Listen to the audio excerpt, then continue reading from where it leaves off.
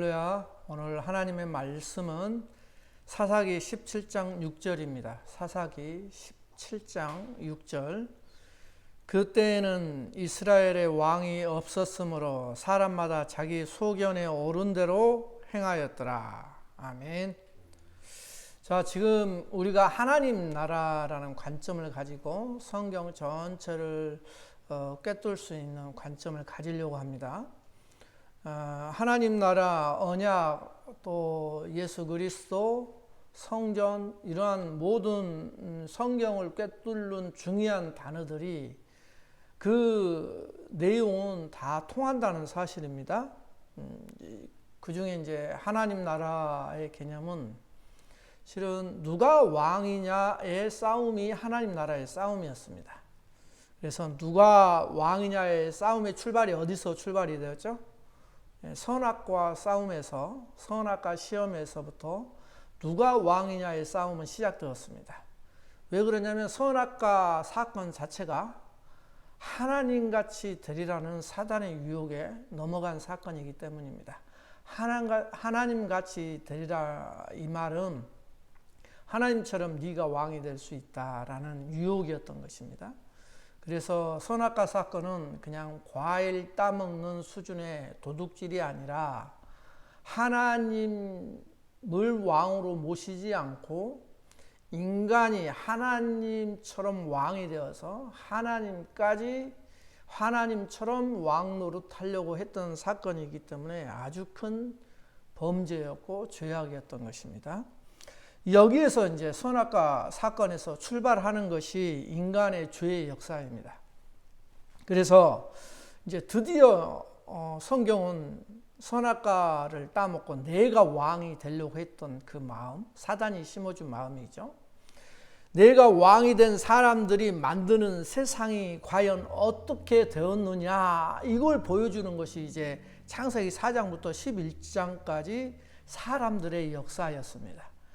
그래서 이 내가 왕이 된 사람들이 만든 그 세상은 어떤 세상으로 변했습니까? 성경에는 두 인물을 내세우죠. 네피림과 니므롯. 이들은 곧 어떤 종족이었습니까? 네피림과 니므롯은 누가 더 크냐의 싸움에서 승리한 사람들의 모습이었죠. 누가 더 힘이 센가? 이 싸움에서 만들어진 나라가 세상 나라의 특징입니다. 그래서 창세기 4장부터 11장까지 세상 나라가 등장하는 것입니다. 이것이 인간의 역사를 이끌고 가는 것이죠. 인간의 역사는 즉 누구의 역사예요? 왕이 된 사람들의 역사예요. 모든 인간의 히스토리는 왕의 역사를 이야기하고 있지 종의 역사를 이야기하고 있지 않는 것입니다. 그래서 인간의 역사는 왕의 역사였고 이 왕의 역사라는 것은 누가 힘센 자의 역사이냐, 누가 힘센 자냐, 그 힘센 자가 어떻게 이 세상을 다스려 왔느냐, 이것을 말하고 있는 것이 역사입니다. 그 결과 어땠어요? 창세기 6장 5절에 여호와께서 사람의 죄악이 세상에 가득함과 그의 마음으로 생각하는 모든 계획이 항상 악할 뿐임을 보시고, 그러니까 내가 왕이 된 사람들의 역사의 결과는 세상에 죄가 가득하게 만들었고, 왜? 결국 힘센 자를 겨루는 것이 뭐예요? 싸움이니까. 싸움이라는 것은 결국 다른 사람을 죽이는 일이거든요. 그러니까 이것으로 인해서 죄가 세상에 가득 차게 되었고, 그 마음에는 항상 어떻게 죽일 것인가, 어떻게 내가 왕이 될 것인가에 대한 생각으로 가득 차 있다 보니까 결국은 그 마음의 생각이 항상 악하게 될 수밖에 없었던 것이죠. 이러한 것을 보시고 하나님은 결국 어떻게 하십니까? 하나님은 여기에 대한 죄에 대한 악에 대한 심판을 하시죠. 그 악에 대한 심판, 죄에 대한 심판으로 결국은 모든 사람들이 홍수 심판이라는 하나님의 심판을 받게 됩니다. 그래서 홍수 심판은 최후의 심판을 예고하는 예고편입니다. 마지막 심판도 하나님을 왕으로 모시지 않는 모든 사람들은 결국 노아 홍수로 인해서 심판을 당한 것처럼 이제 마지막 심판은 불의 심판으로 하나님께서 모든 자기를 왕으로 삼고 하나님을 왕으로 삼지 않는 모든 사람들의 죄악을 그렇게 심판하실 것이라고 성경은 예언을 하고 있습니다. 자, 이것이 계시록의 결론이죠. 하나님의 심판. 그러니까 우리가 창세기를 통해서 미리 노아 홍수라는 홍수 심판을 통해서 마지막 심판의 예고를 들었죠. 근데 계시록에서도 마지막 하나님의 심판이 나오죠. 그러한 계시록의 결론의 모습도 결국은 뭘로 끝나요? 심판으로 끝나요. 누구에 대한? 하나님을 왕으로 모시지 않고 자기가 왕된 사람들의 심판으로 결국 계시록도 끝나는 거예요. 이것은 어떤 것을 이야기를 하고 어떤 것을 우리에게 경고를 하고 있느냐? 누가 진짜 왕이냐를 하나님께서는 보시고 계신다는 거예요. 우리가 정말로 내가 진짜 왕이 되어서 하나님까지도 자기가 스스로 판단하고 생활하는 그러한 모습으로 살아가는 자인지, 아니면 정말 하나님을 나의 주인으로 모시고 하나님의 말씀이 내 길의 빛과 진리가 되어서 그걸 믿고 따라갈 수 있고 순종할 수 있는 자인지를 하나님께서는 심판의 마지막 근거로 보시는 거죠. 그래서 이 하나님의 심판은 노아 홍수의 심판이나 계시록의 마지막 최후의 심판이나 결국 이 심판이 보여주고자 하는 내용은 뭐예요? 하나님이 진짜 왕이라는 것을 보여주는 거죠. 안 그렇습니까? 왜 그러냐면 심판은 결국 누가 힘센 자이냐 이것을 나타내는 최후의 도구예요. 그러니까 누가 가장 힘센 자였어요? 인간이 아니라 하나님이셨다는 것을. 그걸 나타내주고 있고 또 하나님께서 그 하나님이 주인이라는 것을 진짜 왕이라는 모습을 보여주고 싶어서 창세기 12장부터 시작되는 이제 11장까지가 4장부터 11장까지가 인간 왕의 모습을 그려줬다면 이제 그 인간 왕의 모습은 하나님이 진짜 왕이라는 것을 나타내기 위해서 이제는 하나님 나라의 왕, 하나님을 따르는 사람들의 모습을 보여주고 싶어서 12장부터 아브라함의 모습이 등장을 하는 겁니다. 그래서 이제 창세기의 모든 이야기가 아브라함부터 시작되는 하나님 나라의 시작이 거기서부터 시작이 되는 거예요. 본격적으로 보여주고 싶었던 것, 실패했던 것을 다시 보여주고 싶었던 것을 아브라함부터 시작을 하는 거예요. 그래서 아브라함의 아들 이삭, 야곱 뭐 이런 식으로 계속 그 아들들을 통해서 이 족장들을 통해서 하나님 나라가 어떻게 만들어지고 또 그들이 하나님을 주인으로 하나님을 왕으로 모시고 살아갈 때 이들이 어떤 형통함을 받는지 어떤 복을 받는지를 보여주고 싶었던 거예요. 그게 이제 우리들에 대한 이야기라는 거예요. 내가 하나님을 정말로 왕으로 모시고 살아갈 때 하나님께서 우리에게 주시는 하나님의 은혜가 과연 어떤 은혜가 주어지는지를 우리들에게 보여주고 싶었던 거예요. 이 족장들을 통해서. 그러한 것들, 그러한 관점으로 성경을 읽다 보면 아브라함의 복이 내 복이 될 수 있구나. 이삭의 복이 내 복이 될 수 있구나. 야곱의 복이 내 복이 될 수 있구나. 그 다음에 요셉의 복이 내 복이 될 수 있구나. 이러한 네 가지 인간의 네 가지 특징이 나옵니다. 순종하는 인간의 네 가지 특징이 실은 족장들을 통해서 보여주고 했던 하나님의 말씀의 내용입니다. 자, 이제 세상 나라는 자기들이 주인이고 내가 왕인 나라를 만드는 것이 세상 나라죠. 그러면 하나님 나라는 뭐예요? 하나님을 왕으로 모시는 백성들이 모여 그 나라를 점점점 확장해 가는 것이 바로 하나님의 나라죠. 그죠?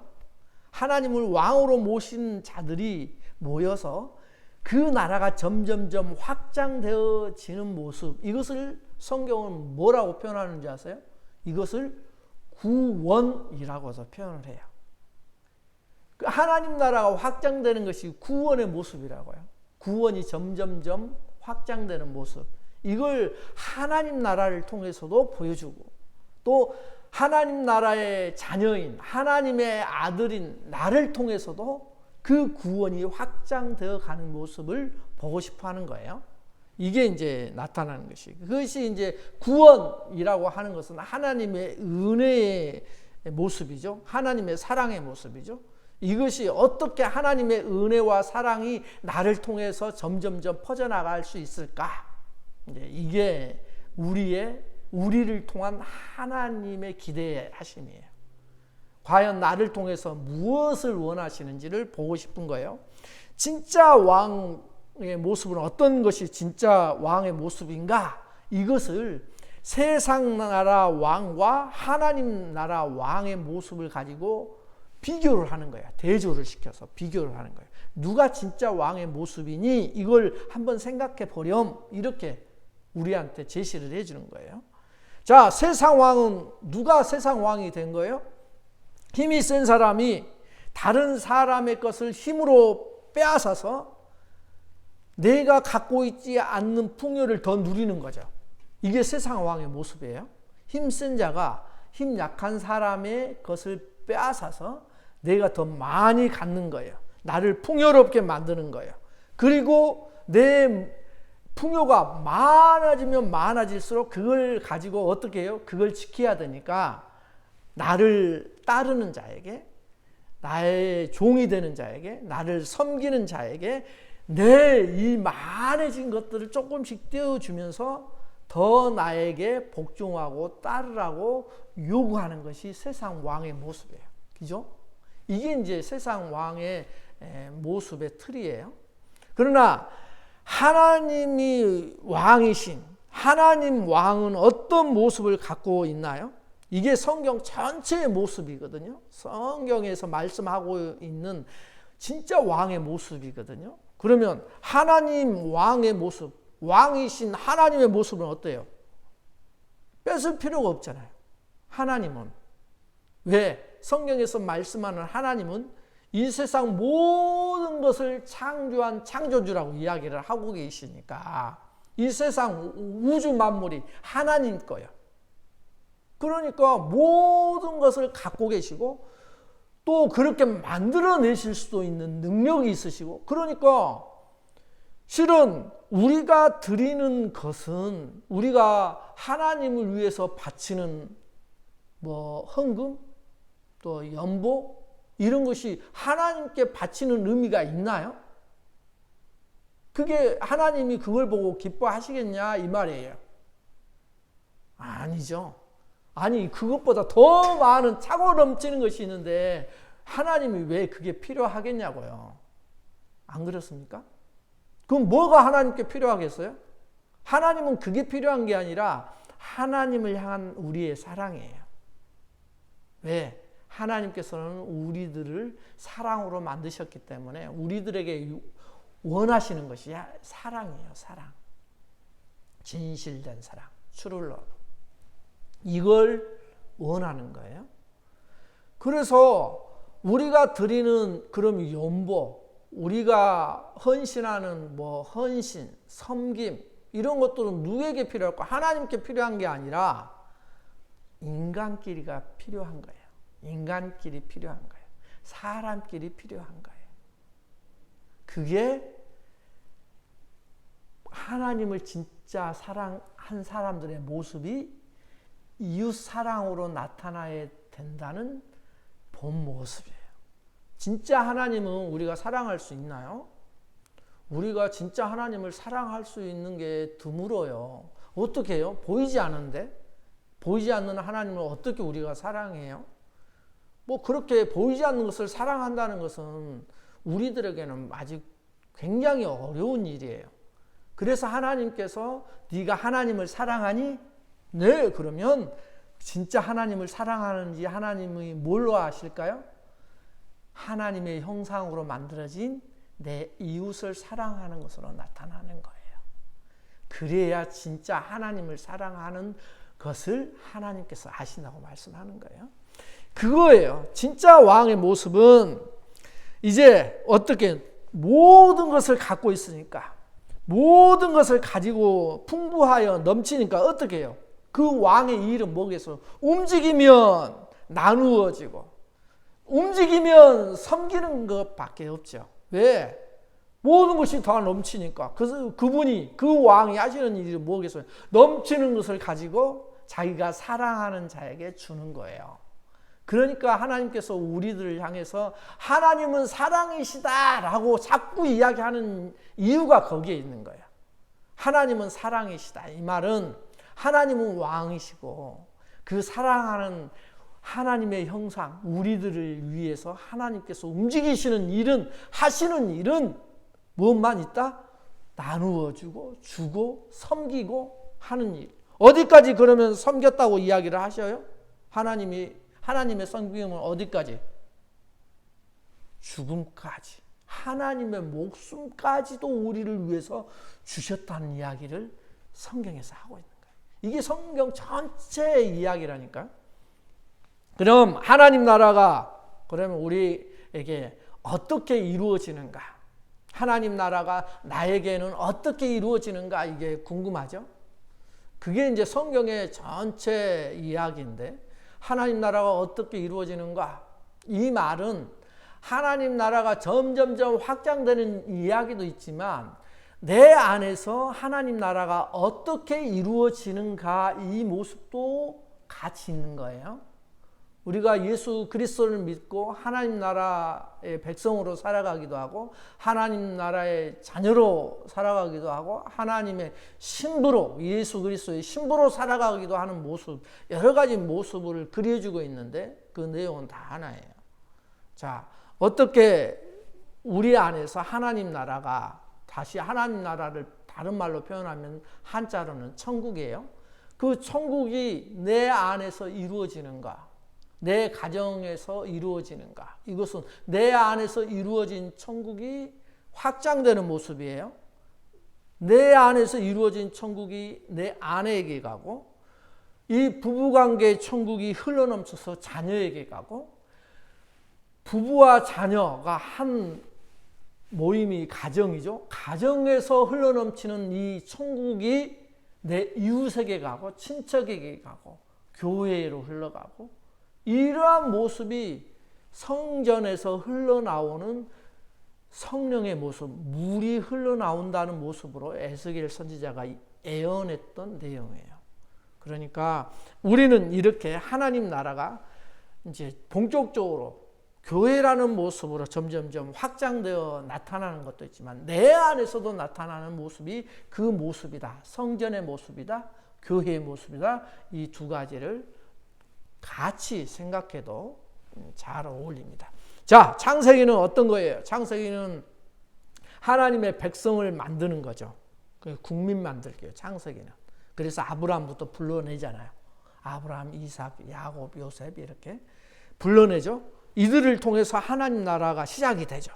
그리고 출애굽기는 뭐예요?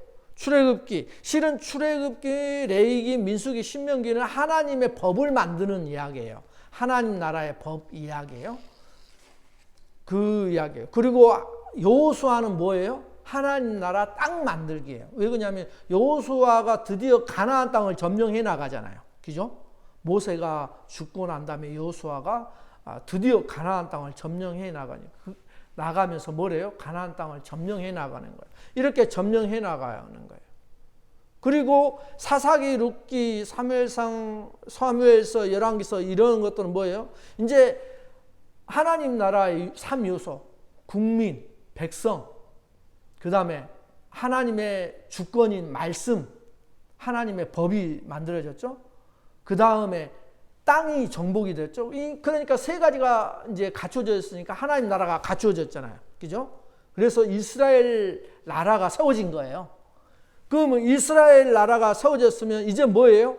그 다음부터 이어지는 사사기부터 열왕기서까지는 무슨 내용이냐면 이제는 하나님 나라의 백성으로서 하나님의 주권인 말씀을 가지고 그 하나님이 주시고자 하는 가나안 땅에서 살면서 그들이 어떻게 하나님의 백성의 모습으로서 잘 살아내는지를 보여주는 거예요. 그 이야기가 이제 사사기부터 열왕기까지예요. 그 속에 뭐가 들어가 있냐면 열왕기서 속에 뭐가 들어가요? 우리가 알고 있는 선지서 내용이 다 들어가 있는 거예요. 왜 그렇게 되느냐면 이제 열왕기서라는 말은 사무엘서부터 열왕기서 이야기는 왕이 세워지잖아요. 왕이 왜 세워져요? 이유는 하나죠. 우리가 사사기부터는 하나님 나라의 백성으로 살아가는 모습을 보여준다 했잖아요. 이제 하나님의 목적이 거기가 있어요. 하나님 나라 백성을 만든 다음에 이 백성을 통해서 하나님 나라가 어떻게 이 백성이 하나님의 축복과 은혜를 받고 이 하나님의 은혜와 축복이 흘러 넘쳐서 이웃 나라에까지 흘러 넘쳐서 그들이 모두 다 하나님을 찬양하게 만드느냐, 이게 이제 하나님의 목적이란 말이에요. 그래서 어떻게 돼요? 결국은 사사기에 딱 그 다음 땅을 정복하고 난 다음에 사사기가 시작되잖아요. 여호수아 다음에 사사기 딱 되는데 사사기의 핵심 구절이 뭐예요? 그게 사사기 17장 6절에 여러 번 나오죠. 그때는 이스라엘에 왕이 없었으므로 사람마다 자기 소견에 오른 대로 행하였더라. 이 구절이 사사기의 특징이에요. 그러면 자, 이스라엘 나라, 하나님 나라의 백성을 하나님께서 만드셨어요. 그러면 그 나라의 왕은 누구여야 돼요? 하나님이 왕이셔야 되죠. 그런데 뭐라고 표현을 하냐면 그때 이스라엘에 왕이 없었으므로 왕이 없었대. 하나님이 왕이셔야 되는데 하나님을 왕으로 두지 않았다는 거예요. 결국은 사람들이. 그래서 어떻게 해요? 사람마다 자기 소견에 오른 대로 행하였더라. 그러니까 자기 마음대로 행하였더라. 자기가 주인이 되어서 자기가 왕이 되어서 자기 생각대로 생활했더라 이 말이에요. 그러니까 그런 모습을 보여주니까 어떻게 돼요? 이 모습이 사사기에서 바로 나타나니까 열왕기서 왕을 인간왕을 세우게 되고 이 인간왕을 통해서 뭐가 이루어져요? 아까 말한 인간이 왕이 된 모습은 어때요? 뭐라고 해요? 다른 사람의 것을 빼앗아서 자기를 풍요롭게 한다고. 이게 인간 왕들의 특징이라고. 그래서 인간 왕을 세우면 너희 딸이나 아들이나 다 아들은 잡혀가서 군인으로 만들 거고 딸들은 다 잡혀가서 후궁이 될 거야. 너희 재산들은 왕이 다 뺏어다가 자기의 호화호식을 위해서 살아가게 될 거야. 이런 경고를 하죠. 그럼에도 불구하고 뭐예요? 하나님을 왕으로 모시는 것이 아니라 인간 왕을 세워서 하게 돼요. 그래서 이 하나님의 나라가 인간 왕을 다시 세우는 이야기로 이 싸움이 계속 되죠. 창세기에 이 싸움이 계속해서 이어지는 모습을 보여줘요. 그래서 결국은 어떻게 됩니까? 그 이스라엘이 선지서를 보면 결국은 망하게 되잖아요. 포로가 돼버리잖아요. 그죠? 이렇게 해서 구약이 끝나요. 그 다음에는 이제 선지서를 통해서, 선지서라는 구약의 선지서들은 예언서예요. 예언의 특징이 많이 있어요. 그래서 하나님의 경고가 나오고 그 선지서에서는 회개하라, 돌아오라, 이 이야기가 계속해서 선지자들을 통해서 이야기를 하는 거예요. 돌아오라는 말이 무슨 말인지 아시겠죠? 선지자들이, 하나님의 말씀을 들은 선지자들이 회개하고 돌아오라. 뭘로 돌아오라는 거예요? 고향으로? 이스라엘 땅으로? 거기서 살고 있는데 뭐 이스라엘 땅으로 돌아와요. 그게 아니라 집 나간 자식이라는 게 아니라 하나님을 왕으로 섬기는 백성으로 돌아오라는 이야기예요. 하나님을 주인으로 섬기는 그러한 모습으로 돌아오라는 거예요. 그래야지 산다고 이야기하는 거예요. 그러면서 무슨 이야기를 하냐면 선지서에서 예언서니까 예수님이 진짜 왕이 오실 거라는 이야기를 해주고 있는 거예요. 진짜 왕이 오실 것이다. 그래서 구약이 그렇게 해서 인간왕을 세우는 이 모습이 창세기부터 계속해서 하나님 나라를 만들어가지고 예수를 모르고 하나님을 모르는 사람들에게 하나님 나라를 보여주려고 했던 이것이 인간이 자기가 왕이 되고 싶은 사람들로 인해서 완성이 안 되고 파괴가 되고 드디어 진짜 왕이 와요. 이게 이제 신약이에요. 진짜 왕 예수님이 오시는 거예요. 그래서 마태, 마가, 누가, 요한복음 이걸 사복음서라고 하는데 이 복음서에서는 참 진짜 왕이 예수님이 오셔서 이제는 진짜 왕이 오셨으니까 어떻게 돼요? 이 예수님이 세우시는 하나님 나라가 무엇인지를 보여주기 시작하는 거예요. 이게 사복음서의 이야기예요. 진짜 왕이 오셔서 참 하나님 나라의 진짜 하나님 왕이 오셔서 어떻게 하나님 나라를 만들어 가시는가. 그래서 그 하나님 나라는 어떤 모습인가 이걸 보여주는 거예요. 그래서 예수님이 오셔서 하시는 일이 뭐예요? 우리가 처음에 시작할 때 배웠죠? 예수님이 첫 선포하는 것이 하나님 나라가 가까이 왔다. 회개하라. 이 이야기부터 한다겠죠. 그리고 그 이야기를 제자들도 예수님이 부활 승천하셔서 하늘나라로 가신 뒤에도 이 제자들이 선포한 것도 하나님 나라, 회개하라, 돌아와라. 하나님 나라. 그죠? 결국은 계시록의 완성도 하나님 나라가 새 하늘과 새 땅이 계시록 마지막 장에서 이 땅에 임하시는 모습으로 나타나는 이러한 모습으로 이 이야기가 결론을 맺어요.